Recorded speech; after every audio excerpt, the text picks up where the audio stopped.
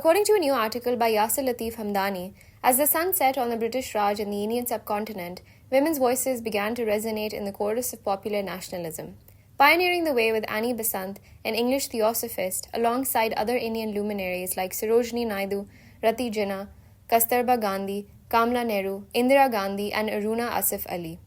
The engagement of Muslim women, however, remained relatively subdued until the 1930s. The ascendancy of Aligarh-style Muslim nationalism, built upon the pillars of modernity and reform, catalyzed a transformative shift in Muslim attitudes towards women's participation in politics. The Muslim League's groundbreaking resolution in 1932, which unequivocally pledged political equality for women, marked a watershed moment. This move wasn't just politically expedient, but was rooted in a deep ideological commitment. Muhammad Ali Jinnah, having played a role in women's suffrage movement as a student in London in the 1890s, recognized the indispensable contribution of women to national progress. No nation can rise to the height of glory unless your women are side by side with you. It's a crime against humanity that our women are shut up within the four walls of the houses as prisoners. For Jinnah, this was more than just political rhetoric. He ensured that his sister, Fatima Sughra, stood steadfastly by his side during his political endeavors, a calculated choice that demonstrated his commitment to bringing women into the mainstream. He understood that women's participation meant a larger voting bloc and a heightened agitation for the cause. When Punjab brimmed with the fervor of civil disobedience movement, it was women who led the charge, undeterred by constraints of parda. In a single day, over 500 Muslim League women courted arrest, a testament to their determination. A defining moment came when Fatima Sughra scaled the walls of the Lahore secretariat, disregarding the Union Jack and unfurling the Muslim League flag. Her act epitomized defiance in Punjab and a northwest frontier province. For young Muslim women like Mumtaz Shah Nawaz, Shaista Ikramullah, and Salma Tasaddaq, the Pakistan movement symbolized a conduit to their political and social empowerment. The era's literature and memoirs capture their aspirations.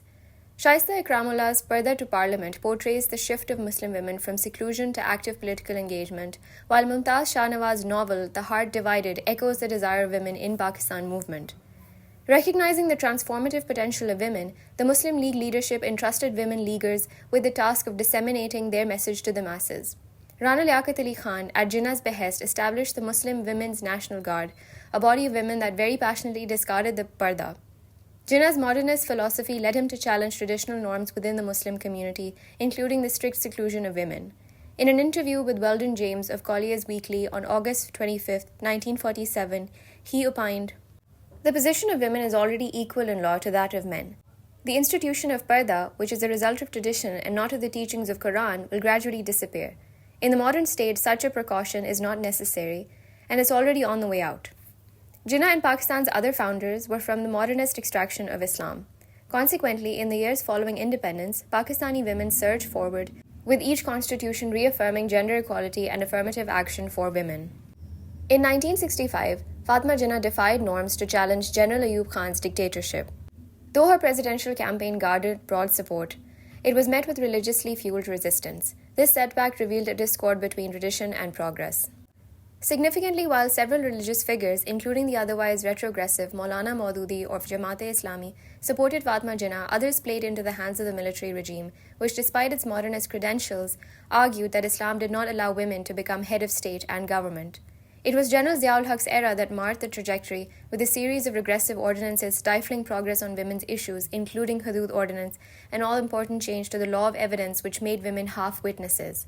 The response by Pakistani women was robust. Figures like Asma Jahangir and Benazir Bhutto continued the struggle, with Benazir Bhutto becoming the Muslim world's first woman prime minister. However, progress has been patchy. The national narrative was hijacked by the Zia regime, and the feminist dimension of the Pakistan movement was downplayed. By casting Pakistan as an orthodox religious demand, which it was not, the regime marginalized minorities and women alike. Religious elements, all of whom had opposed the creation of Pakistan, now became the arbiters of Pakistan's ideology and Islamic values. New ideological frontiers were constructed with very little space for women and minorities within. Pakistan needs to rekindle its original spirit by embracing the feminist legacy of the Pakistan movement, dismantling the pernicious legacy of General Zia's rule, and forging a narrative that champions gender equality, modernity, and reform. Only then can Pakistan reclaim its momentum and fulfill its potential.